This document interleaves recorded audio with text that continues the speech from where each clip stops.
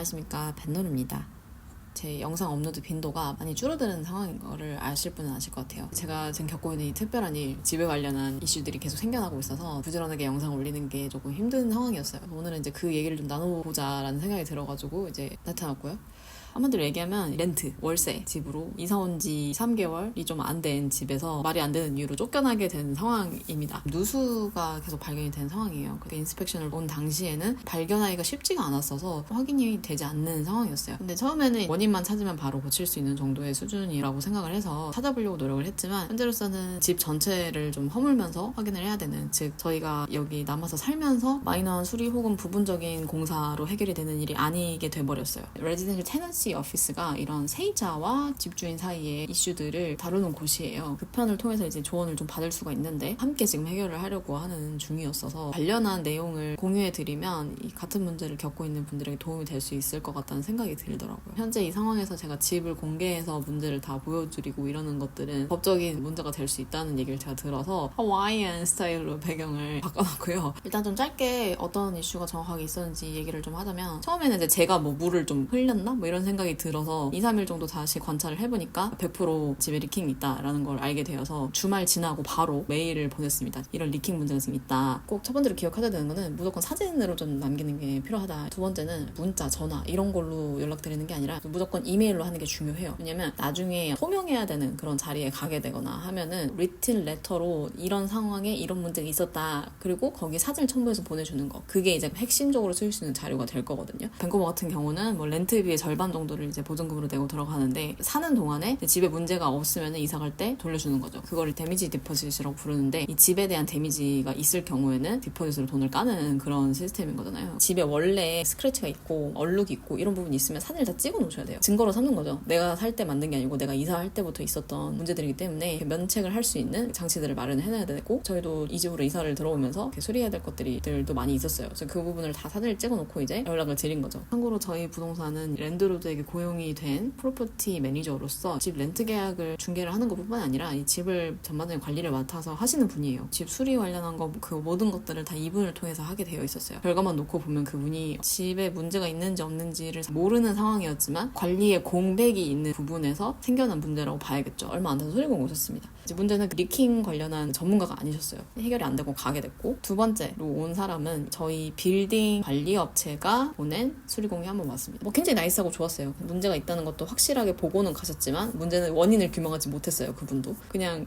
착하고 좋을 뿐이었어요. 그런 얘기는 했어요. 다른 집에서 넘어오는 리킹일 수도 있으니까 확인해봐야겠다. 알겠다. 그리고 어제 다른 집에 연락을 하기를 이제 기다리고 있는 상황이었어요. 근데 이제 문제는 그게 다른 유닛의 그 세입자 혹은 주인이 동의를 해야 되는 부분이어서 차일피일 밀리는 그런 분위기로 흘러가게 됩니다. 진짜 3주, 4주를 넘게 기다려야 하더라고요. 원래는 부분적이었던 그 리킹이 집 전체로 이제 퍼져나가고 발견이 되기 시작을 해서 진짜로 주거가 힘든 상황이 되어버렸습니다. 물이 자꾸 나온다는 건 사실 제일 큰 문제는 곰팡이랑 곰팡이에 따른 문제들, 호흡기, 뭐 피부 질환 이런 거로 다 연결되잖아요. 그리고 가구에도 데미지가 있을 수 있는 거고. 그래서 저는 이제 어쨌든 이거를 꾸준히 계속 다 노트를 해놓고 기록으로 남겨서 사진과 같이 찍어서 보내면서 얘기를 다 했죠. 그러다 이제 결국에는 집주인이 방문을 해서 보게 되었는데, 여기까지가 한 2달 반 정도 걸린 것 같아요. 그래서 세 번째 분이 오셨는데 들어오시면서부터 이렇게 신뢰를 할 수 없었던 게, 일단은 그 집주인분하고 아는 사이 같았어요. 진짜 잘하는 전문가를 지금 데려와도 지금 규명이 될까 말까인 상황인데 친구분을 데리고 왔네? 이렇게 생각이 들게 하더라고요. 어쨌든 와서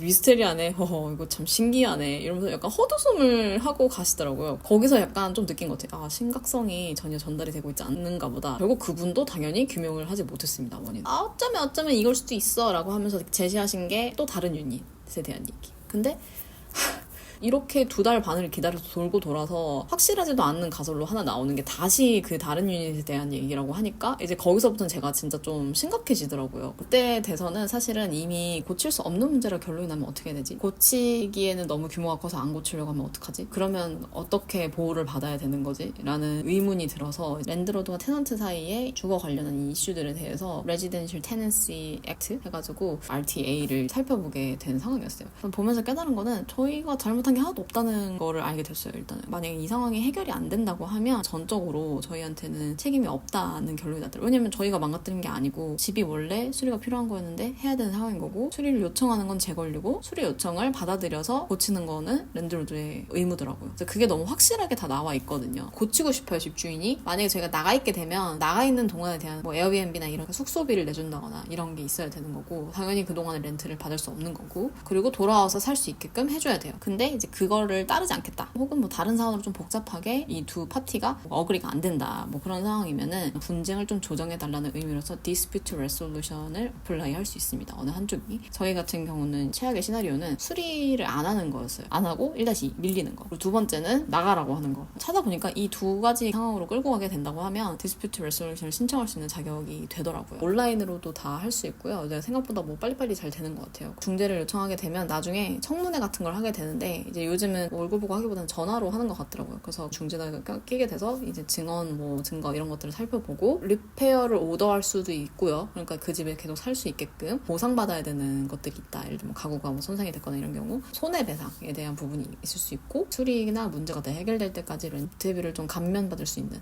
그런 것들을 다 요청할 수 있는 부분들이라고 합니다. 물론 이제 안 따르겠다 하면 소송으로 갈 수는 있겠죠. 근데 이제 그 전에 이제 중재위원회에서 이런 중재 내용이 있었다면 소송을 가더라도 조금 유리해질 수는 있겠죠. 그래서 이제 그 부분에 대한 거는 이제 일단 인지를 해놓고, 세 번째 수리공이 오셨을 때 되게 적극적인 수리 의사가 없다는 느낌이 이제 그때부터 들면서, 그때서야 처음으로 이제 얘기를 한 것 같아요. 이게 얼마나 제가 지금 많이 참고 있는 건지에 대한 얘기를. 고치시던지 아니면 다른 유닛을 들여다보던지 아니냐. 그 어느 것도 지금 되고 있지 않는데 이게 지금 수리를 위해서 다 같이 노력하고 있는 게 맞냐. 중재 요청을 받을 수밖에 없다라는 얘기를 했어요. 그렇게 되니까 지금까지 이제 프로퍼티 매니저가 스트라타 쪽에다가 메일을 보내고 이랬었는데, 이제 진짜로 집을 가지고 있는 집주인이 이런 문제가 있으니까 다른 유닛을 들여다보겠다라고 메일을 보내게 되면 그 효력이 조금 더 세기 때문에 그렇게 조치를 취하겠다 하면서 이제 또 기다렸습니다. 그래서 나온 결론, 다른 유닛을 살펴보니까 이제 멀쩡한 것으로 밝혀졌습니다. 결국에는 2달 반 정도는 파헤쳤는데 못 찾은 거죠, 원인을. 그렇게 결론이 나오고 나서 예상했던 대로의 안 좋은 시나리오로 흘러가게 됐는데요. 연락이 와서 하시는 얘기가, 집주인이 이제 상황을 다 보아하니 수리를 위한 노력은 다 한 것 같다. 그래서 수리를 더 할 의사가 없다라고 했습니다. 2가지 옵션을 주셨어요. 물이 새는 부분을 이렇게 좀 틀어막을 수 있는 뭔가를 좀 주겠다, 이런 게 하나 있었고요. 두 번째는 나가고 싶다면 테넌시 어그리먼트를 끝내주고 뭐 좋게 나가게 해주겠다. 다른 집으로 이사갈 때 레터 써주고 디포짓도 다 반환해주겠다 라는 거였어요. 엥?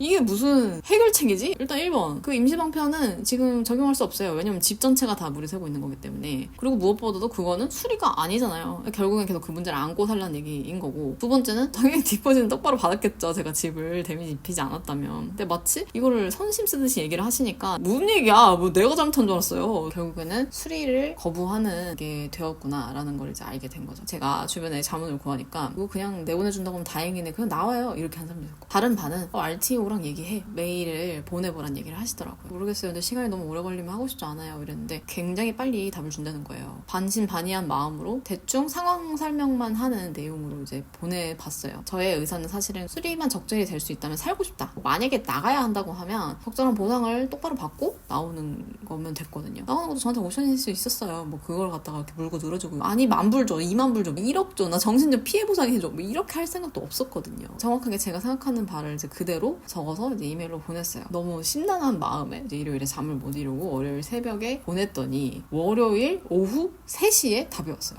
이런 공공기관 같은 데가 그냥 하루 온종일 얘기하고 전화 기다려야 되고 이러거든요. 근데 너무 빨리 답이 온 거예요. 그래서 온 답이, 그 Residential Tenancy Act의 섹션 32를 보게 되면 랜드로드는 렌털 프로퍼티를 수리보수 유지를 해야만 한다. 살고 있는 사람들에게 적합한 수준의 주거 환경을 줘야만 한다. 만약에 랜드로드가 이행하고 있지 않다고 하면 이 법에 따라서 테넌트는 디스피트 레솔루션을 어플라이 할 수 있다. 그리고 정확하게 써줬어요. 그래서 저에게 이제 만약에 중재 요청을 하게 될 때 밟아야 되는 스텝에 대해서 정리를 해서 보내주셨어요. 일단은 랜드로드에게 서면 이메일 정확하게 레터를 보내라고 돼 있어요. 이런 이슈가 있고 이거 수리를 이날까지 해달라라는 요청서를 보내는 거거든요. 물론 이제 그 데드라인은 말이 되는 수준이어야 돼요. 내일까지 고쳐주세요, 이럴 수는 없는 거니까. 그리고 이제 보관용으로 카피를 킵하고 있고, 제가 궁금했던 건 사실 날짜를 명시해서 이때까지는 고쳐달라 이런 요구서를 쓸 수가 수가 없잖아요. 애초에 안 고칠 거니까. 그 부분에서 물어보니까 이거 데드라인이 되는 게 의미가 없는 상황이다 그러면은 먼저 디스피트 레소루션 바로 신청하는 것도 상관은 없다고 하더라고요. 그리고 지금부터는 텍스트 메시지나 뭐 얼굴 보고 대화하고 전화하고 이런 것들이 충분하지 않을 거라고 얘기를 해요.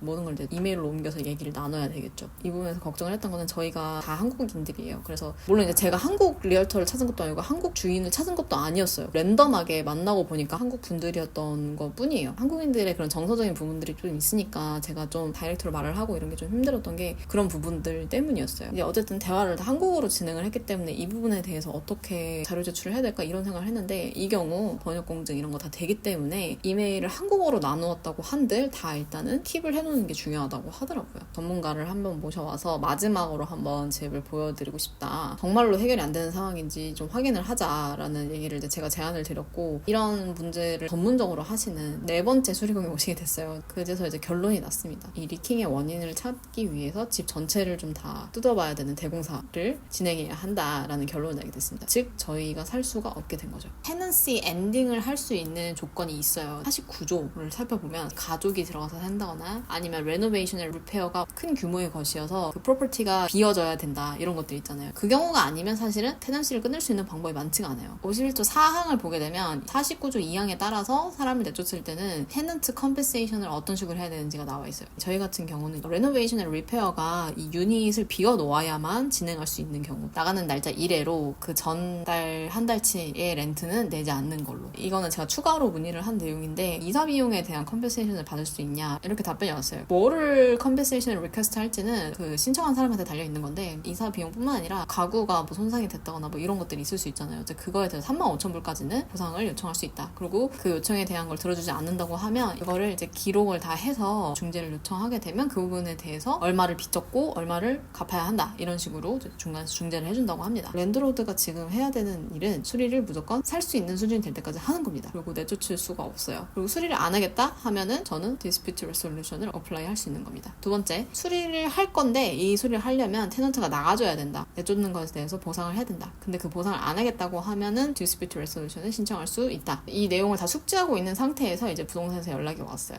집주인이 이제 결론을 내렸는데 한 달치 렌트를 보상을 해주는 걸로 하고 테넌시를 끝내주고 그리고 디파짓도 돌려받을 수 있게 조치를 취해주겠다라는 얘기를 듣게 됐습니다. 다행히 이제 빨리 들어갈 수 있는 집이 한 군데 좀 괜찮은 게 나와서 이제 그쪽으로 갈까 좀 생각을 하고 있어요. 이사 비용에 대한 얘기를 했더니 최소 1,000불은 넘거든요. 그 정도의 많은 금액을 낼 수 있을지는 모르겠다 계셔가지고 다시 좀 얘기를 더 하긴 해야 되는데 일단은 한 달치 렌트를 리펀드를 받을 수 있게 됐고 이제 아무 문제 없이 집을 나갈 수 있게 됐다는 게 이제 좀 좋은 뉴스라면 드시겠죠. 이런 일을 겪고 나서 보니까 이사 오고 나서 테넌트 인슈런스를 좀 빨리 들어왔는데 그게 너무너무 중요하더라고요. 지진 뭐 이런 것도 포함할 수 있고 가구에 대한 어떤 손해 뭐 이런 것들 내가 이 집에 일으키게 될 피해 예를 들면 제가 불을 냈어요. 그래서 옆집에 보상을 해줘야 돼요. 렌트를 하는 분들은 이걸 꼭 들으라는 얘기를 되게 많이 하세요. 왜냐면 내 잘못이 아니지만 내 잘못이 아닌 걸 규명을 못했을 때가 문제거든요. 리킹 문제 같은 게 한 달, 2달 지나서 프로퍼티 매니저한테 얘기를 한다거나 그 이슈 너가 고장낸 거 아니야 이런 식으로 덤티를 쓸 수도 있는 상황이 벌어질 수도 있어요. 그런 경우 이제 그 인슈런스 비용으로 이게 다 충당이 되고 있는 상황이거든요. 내가 규명하지 못하면 내가 만든 문제가 되거든요. 억울하지만 그런 일들이 생기는 게 세상사더라고요. 이제 그런 걸 대비하는 용도로서 테넌트 인슈런스가 필요하고 근데 이번에 제가 신속하게 RTO랑 소통을 하면서 느낀 거는 내가 혼자 이렇게 끙끙 앓아야 되는 문제가 아니고 같이 해결할 수 있는 거구나 라는 생각이 들었어요.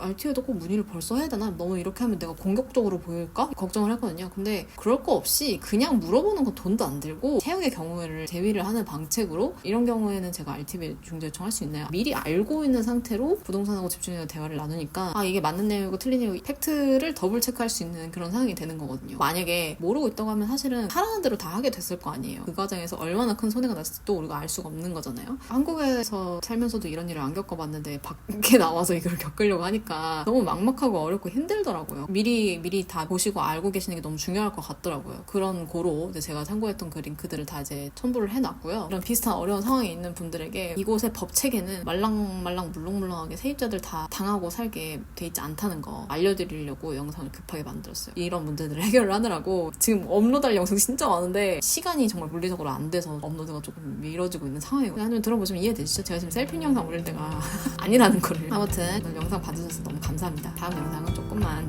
말미를 좀 주세요. 기다려주세요. 그럼 금방 올리겠습니다. 네, 그럼 안녕.